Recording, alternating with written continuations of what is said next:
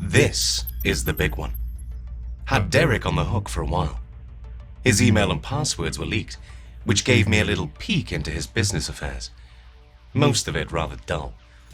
But I've now got his name, number, the name of his bank. I even know when he checks his emails. I just need something to convince him. A payment notice from his clients should do it. You'll want to stay for this one. First, to plant the seed. At approximately 9:15 a.m., Derec arrives at his desk to find an email waiting for him, informing him that he's been hacked. But that's just the start. Next comes the worried phone call from the bank.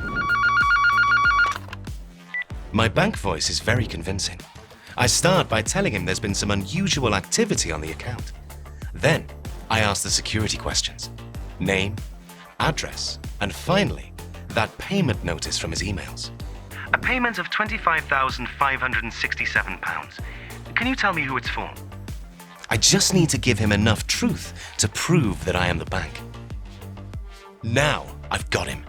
Time for the final piece. I just need his 3-digit security code to confirm. No chance. Wait, what? Yeah, look, I'm not comfortable giving my code out over the phone. But sir, I need to confirm you are who you say you are. Yeah, look, sorry. I just don't think I trust you.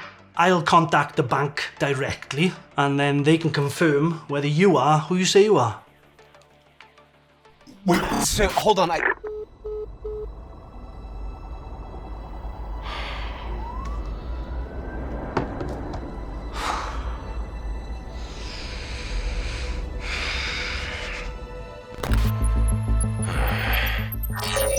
had a really good feeling about that one too.